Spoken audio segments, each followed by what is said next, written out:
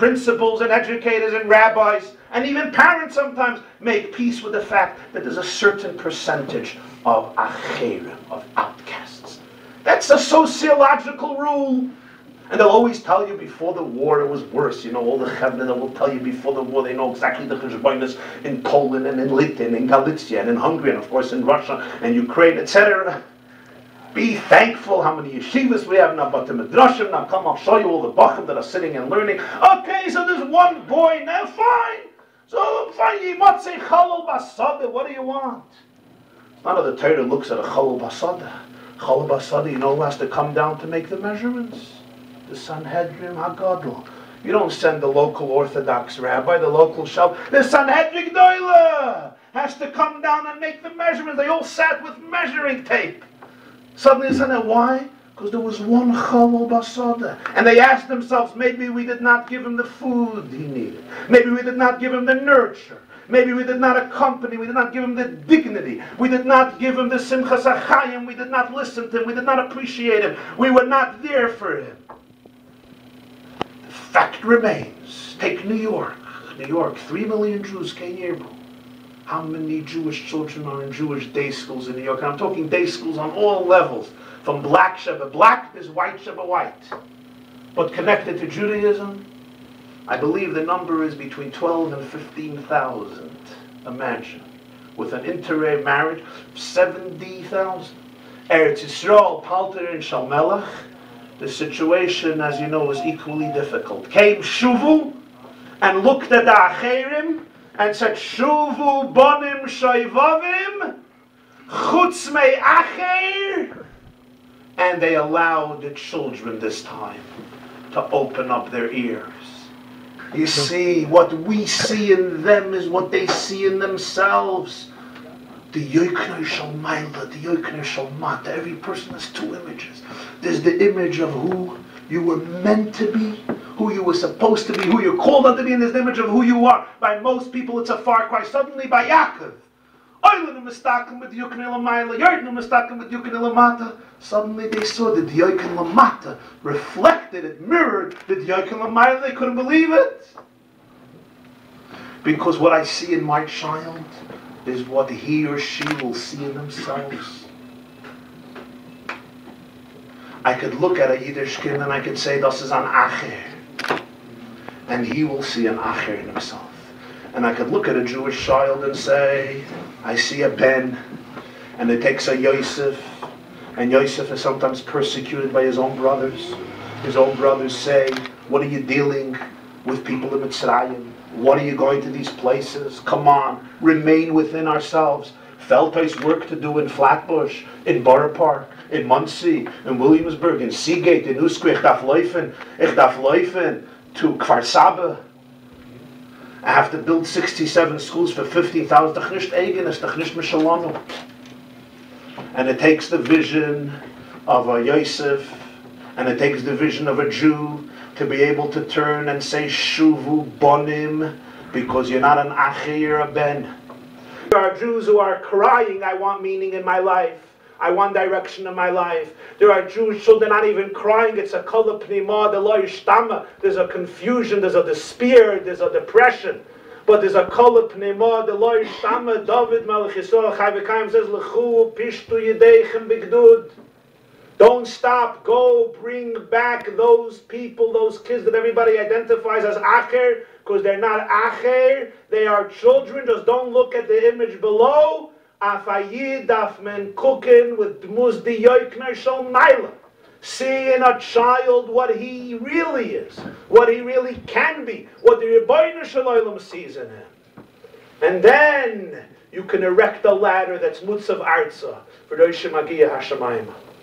My friend, somebody told me a Maisa. A Yid who's a big supporter from the yeshiva, from that particular yeshiva. It happened in the 1930s. There's a yeshiva in Bnei Brak, some of you may know it. It's called Tiferes Tzion. I think Rosh Yeshiva today is Reb Shlomo Kanavsky, the son of Reb Chaim Kanavsky, Shlita. And he related the story to this Yid as a big supporter of the yeshiva. He shared it with me. He said, I heard it from him directly. In the 1930s, you know, the matzav in the yeshiva, especially in Eretz Yisrael, was not what it was today. And often there were yeshivas where there were bachim that would learn on Shabbos, but they weren't careful in Shabbos. So this yeshiva, there was a boy, Shabbos afternoon, he lit a cigarette. Two Eidos came to the Rosh Yeshiva, they told him the story. The Rosh Yeshiva called him, the boy, and said, you have a few hours to pack your bags and get out of the yeshiva immediately. Who was the founder, the dean of the yeshiva? The Chazon Ish. Chazon Ish called him the Rosh Yeshiva and said, I heard that you expelled this bacher from yeshiva. He says, yeah. He says, what happened? Tells him the Maisa, Chalo Shabbos b'Fahesi, there's no room for him in yeshiva. Chazon Ish says, wow. I have an observation. What's the observation? The beginning of Sanhedrin, the Mishnah says that din in nefashos is b'chav gimel. Whenever you want to execute a Jew, you want to exercise capital punishment, you need a bezdin of 23. I just want to know if you convened a bezdin of 23 dayanim, and you decided together that this boy deserves spiritual capital punishment. Because if this is true, din in nefashos and elam hazah, how much more so din in nefashos and elam hazah? When you're expelling him from yeshiva, he's not going to the koil across the street to learn, he's going to other places. So it's mamish an inyan of din in nefashos. Did you convene Chav Gimel to make that decision? Rosh Yeshiva said, no, it was my own decision. Chazon Ish tells him, I respect you very much, but our Mishnah is our Mishnah. Din in nefashos, you need 23 people, not because you're not smart and you're not good and you're not fine, but you need 23 people to make such a decision. He says, Rebbe, these decisions I have to make myself. I'm the Rosh Yeshiva of the Yeshiva. Chazon Ish says, Kvoidei b'mkayimai munach, you have to convene 23 people. Convene them, discuss it. If they say yes, if the majority says yes, the majority of two, I understand. We do it. But if not, you can't. Until you don't convene Chav Gimel, you can't make that psak. You have to bring him back to yeshiva. So he tells the Chazon Ish, he says, if you are telling me to do this, then I have to resign. If I don't have this authority in yeshiva, I can't be here. Chazon Ish says, here's a chaim. The same Gemara in Sanhedrin says, Dav Beis, Dav Dalid, Dinei Momenes is B'shloisha, or B'yachid Mumcha. Dinei Momenes is 3 Yachid Mumcha. Throwing out this boy from yeshiva is Dinei Nefashos. You leaving yeshiva is Nishke Dinei Nefashos, it's Dinei Momenes. For Dinei Nefashos, you need Chav Gimel. For Dinei Momenes, you need Shloisha Yachid Mumcha. Ich bin a Yachid Mumcha, Geges Unterheit. But Kachava, he left, he resigned. And for 2 weeks the Chazon Ish had to give the shir himself, because didn't have a Rosh Yeshiva. He brought the boy back. The boy knew why he came back, what happened. Well, probably Rosh Yeshiva came back after 3 weeks. I guess it was Mamish Dinei Momenes. He came back after 3 weeks, so that was solved. And L'Poel Mamish, this young boy today, is considered a great leader in the literature world in Eretz Yisrael. Why? Because he understood that a Yiddish kind is Dinei Nefashos Mamish. At some point in our history, our matzah split. And the split happens in different situations. It happened in Bayis Yishin, Malchus Beis David, Malchus Yisroel, Rav Ben Avat Rechavam. It happened in Bayisheni. It happened in Golus. It happened again 300 years ago in France, Germany, with the Haskamos split. Klal Yisrael was split. Even in the religious Jewish world, I don't have to tell you about the splits. The matzah gets split. The majority of the matzah left the Seder table. The majority of the matzah left the Seder table. The majority of Klal Yisrael in Gashmias, with 16, 17 million Jews, the majority of Klal Yisrael said, our future is not by the Seder table. Our future is not with the Murder, with the Charoises or the Eberstapit. We're not into Kenos Hillam, and we're not into how many Makkahs we're Mitzrayim, Arboim, Chamishim, the Belezer, the Bakivin of Yosef Lili. We're not into the Dayenus, and we're not into the egg with salt water, and we're certainly not into the Veigada to Levincha. Our future is elsewhere. Most of the matzah is not by the Seder table. A very little part of the matzah is by the Seder table. Comes the Haggadah and tells us, you want to finish your Seder? You got to go and bring back the other part of the matzah. Bring it to the Seder table. And what's the name of that piece of the Haggadah? Tzafon. What's Tzafon? The Ruach Tzvaynis of David HaMelech. Tzafon is hidden. Why is that for Kadim called Tzafon? Because these Jews are as Jews as anybody else is. It's just Tzafon. It's the Ruach Tzvaynis. It's the Kinor. L'maylam mitase shel David. It's Tzafon. It's hidden. It's there. It's just hidden. Ani yeshena v'li b'yeh.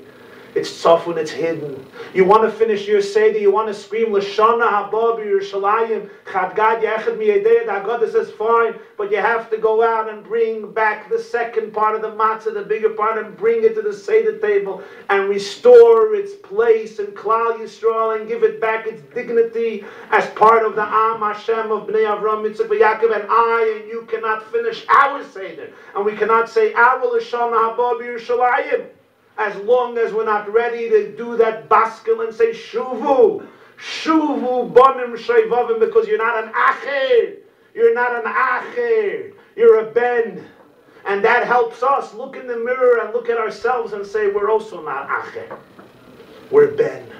Chazon Ish understood this about one child in Bnei Brak who was Mechalel Shabbos, and here we have thousands and thousands of children. One of the directors of Shuvu phoned me yesterday from Eretz Yisrael. So he says he was just at an event, I don't know if you know this story, just at an event of Shuvu in Netanya. And a woman who's a lawyer in Eretz Yisrael, a secular Jewish woman, a lawyer, Israeli, gets up and says, I have a grandson in Shuvu, and I want to tell you something about the lineage of where this grandson comes from. We're Russian Jews. We're Russian Jews. You know, I don't know if you're familiar well with the tragic history of Russian Jewry. Is a history that's not been told. The reason it's not been told is for good reason. Hitler, Yamach Shemai, eclipsed the story of Stalin. But you know, Stalin's story is as heinous as the word evil is not even adequate, as evil as Hitler's story. They were a good match, those two. And the story of Russian Jewry is an untold story of what happened there. I mean, the way the communists did it, the way the goyness of evil that they had. So she tells the story. She says, my Zayda, my father, the boy's elder Zayda, was a communist leader. He was in the Yevsektia. The Yevsektia, I come from Russia so I could pronounce these words. The Yevsektia was the party, the movement that the communist regime set up of Jews to take care of Jews. To take care of Jews, to uproot Yiddishkeit from the Soviet Union. You remember the Soviet Union had a very million of Bnei Yisrael at the time, 7 million Jews, and they did it almost successfully. They had opposition, minimal opposition. And Stalin murdered 40 million people, a large amount of them were Jews. My Zayda was exiled 25 years in Siberia. So you're dealing with that situation. And he was, she says, my father was from the Yevsektia. He was from the communists. They hated every nitzutz of Yahadus. Every nitzutz of Yahadus, my father. He was called a commissar. And then in 1941 in June, Germany invaded the Soviet Union, and they began invading city after city, town after town. The Ritzichas began en masse in Russia and the Ukraine especially. More than 1.5 million Jews were murdered in that part. So before gas chambers. And they came to the town where my father was the leader of the Yevsektia, the commissar, and they rounded up all the Jews. And it was a community, a frum community. It was an Erlich Yidden. And they were still naive. The Olam didn't know what the Germans are up to. They couldn't believe it. As you know, many, many stories and accounts. And she says, it was almost dark. And the Jews were commanded to sit by the Germans. So one of the Jews, innocently, went over to the SS guard and said, do you mind if we daven mincha? You know what I mean? Put in a line by food stamps, you know, make a minyan for mincha in the restaurant, and 5 flags, whatever it is. So the SS started to bark like they used to bark. By no means, you sit down, I'll shoot you right away. She says, my father is taka the Yevsektia, taka commissar. But it bothered him how the Jews are being treated, and by the arch enemy, the Germans. So he turned to the Jews and he says, yes, we're going to daven mincha. And when the guy walked out for a few minutes, he said, let's stand up and daven mincha. And he stood up, and they stood up after him, and they davened mincha. The German came back, and he saw that they're in the middle of a minyan. So he stopped the minyan, and he asked, who was responsible for this? And he said, me. So he says, so he shot and killed my father on the spot. So my father died helping Jews daven their last mincha to God before they were exterminated al Kiddush Hashem. That was how my father ended his life. He said, now, I wondered, what a tragic end for my father's life, and what a paradox for his whole life. You have sektzia, and he dies organizing a minyan for mincha. And I wondered about this. But now I look at my grandson, and I understand. I understand that his grandfather took him by his hands, and from heaven brought him into shuvu. So he's now davening mincha every day. So the Mesiras Nefesh that my grandfather had for mincha doesn't end because this kid is davening mincha every single day. So my father's mincha is being perpetuated every single day through this child's life. So at the end, the Germans are gone, but my father's mincha lives on in the life of my grandson, who's in shuvu davening mincha every day. This she just shared a little while ago at a shuvu event at Netanya. This is the embodiment of what is going on in this revolution. What a blessed revolution that Rav Pam created, that we can only humbly say, Olam Mud HaShachar.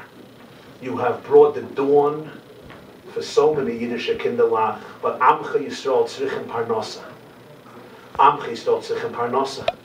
So it's, I think, our great privilege to be able to extend our hearts and our hands to ensure that the revolution of Shuvu, to be the baskel of our generation, screaming Shuvu Bonim Shevovim Chutz Meyacher, continues to grow and accelerate deeper and deeper, stronger and stronger, until the ultimate mission is fulfilled of the Chol Banayich Limudei Hashem, to reveal that every Jewish child is really Limudei Hashem, is a Talmud of the Rebbeinu Shalom. Thank you very much. The story that you said about the Chazonish was so powerful. Any kid that would be watching this that feels left behind, what message would you like to give these kids? You have to know, the first thing, how valuable you are, how beautiful you are, how holy you are, how precious you are, how much Hashem loves you and cherishes you. You have to find your place. Don't be afraid to go by your own beat and your own rhyme, and find your own place. But the worst mistake is when you forget that you're a prince, and you forget that you're a ben yachid of Hashem, and you forget that you have an indispensable role to play in our history, in our past, present, and future.